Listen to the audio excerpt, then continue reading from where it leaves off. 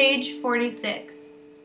He ended up, in those later years, concentrating on chickens. His dipsomnia would reoccur every 2 months or so. Between bouts he would not touch a drink. Then he would be offered one, take it, and would not or could not stop drinking for 3 or 4 days. During that time he could do nothing but drink. Humorous and gentle when sober, he changed utterly and would do anything to get alcohol. He couldn't eat, had to have a bottle on him at all times. If his new wife Maureen had hidden a bottle, he would bring out his rifle and threaten to kill her. He knew, even when sober, that he would need to drink again, and so he buried bottles all around the estate. In the heart of his drunkenness, he would remember where the bottles were.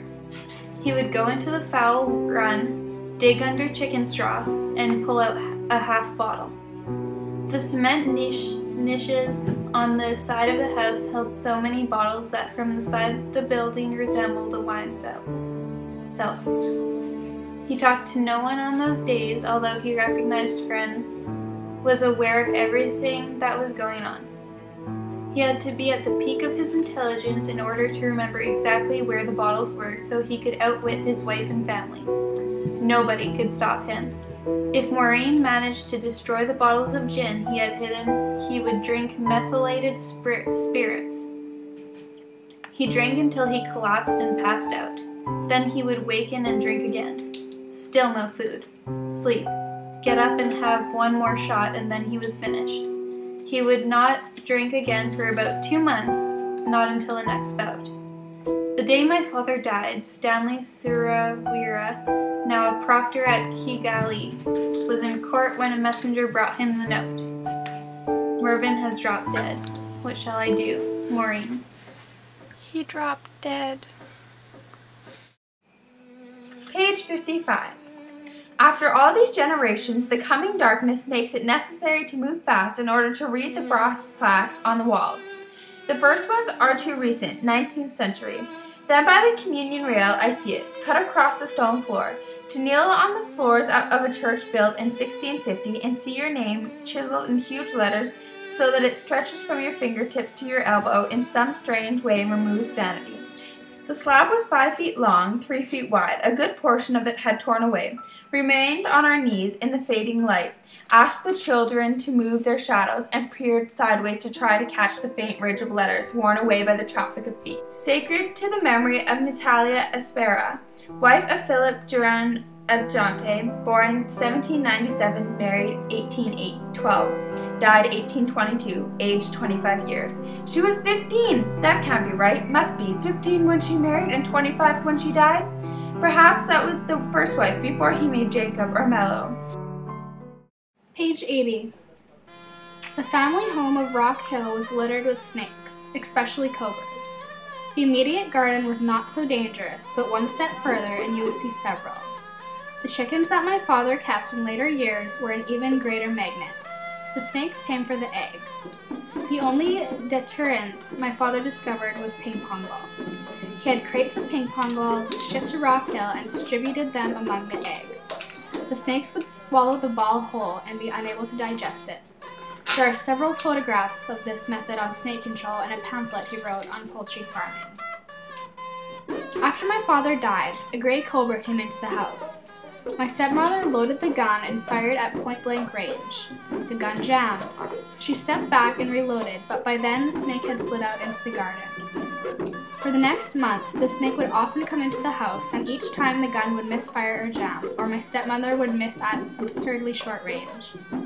The snake attracted no one and had a tendency to follow my younger sister Susan around. Other snakes entering the house were killed by the shotgun, lifted with the long stick, and flicked into the bushes, but the old gray cobra led a charmed life. Finally, one of the old workers at Rock Hill told my stepmother what had become the obvious, that it was my father who had come to protect his family. And in fact, whether it was because the chicken farm closed down or because of my father's presence in the form of a snake. Page 97. As these children grew older, they discovered that Lala had very little money. She would take groups out for meals and be refused service as she hadn't paid her previous bills. Everyone went with her anyway, though they could never be sure of eating. It was the same with adults. During one of her grand dinner parties, she asked Lionel Wendt, who was very shy, to carve meat. A big pot was placed in front of him. As he removed the lid, a baby goat jumped out and skittered down the table. Lala had been so involved with the joke, buying the kid that morning and finding a big pot enough, that she had forgotten about the real dinner and there was nothing to eat once the shock and laughter had subsided.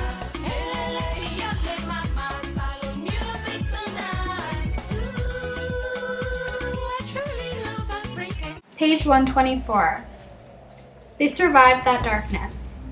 And my mother, the lover of Tennyson and early Yeats, began to realize that she had caught onto a different breed of dog. She was to become tough and valiant in a very different world from then on, determined. When they divorced, never to ask him for money and to raise us all on her own earnings. They were both from gracious, genteel families, but my father went down a path unknown to his parents and wife. She followed him and coped with him for 14 years, surrounding his behavior like a tough and demure breeze, talking him out of suicide in a 3/4 mile long tunnel for God's sake. She walked in armed with clothes she had borrowed from another passenger, and a light, and her knowledgeable love of all the beautiful formal poetry that existed up to the 1930s, to meet her naked husband in the darkness, in the black slow breeze of the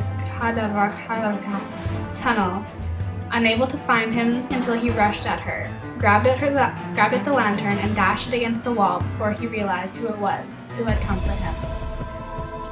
It's me! How dare you follow me? I followed you because no one else would follow you. Page 135. My aunt pulls out the album and there's the photograph I have been waiting for all my life. My father and mother together, May 1932. They're on their honeymoon and the two of them, very soberly dressed, have walked into a photographic studio. Then they both begin to make hideous faces. My father's pupils drop down to the southwest corner of his socket. His jaw falls and wrestles into a groan that is half idiot, half shock. All this emphasized by the dark suit and well-combed hair. My mother in white has twisted her lovely features and stuck out her jaw and upper lip so that her profile is in the posture of a monkey. The evidence I wanted that they were absolutely perfect for each other. My father's tan skin, my mother's milk paleness, and this theater of their own making. It is the only photograph I have ever found of the two of them together.